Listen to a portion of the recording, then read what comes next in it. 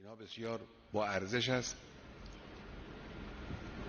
و توسل، توجه، انس با اون بزرگوار از دور. این انس به معنای این نیستش که حالا کسی ادعا کنه که من خدمت حضرت میرسم یا صدای، ابدا اینجور نیست. این غالب آنچه که در این زمینه گفته میشه ادعاهایی است که یا دروغه یا طرف دروغ هم نمیگه، تصور میکنه، تخیل میکنه. دیدیم کسانی رو ما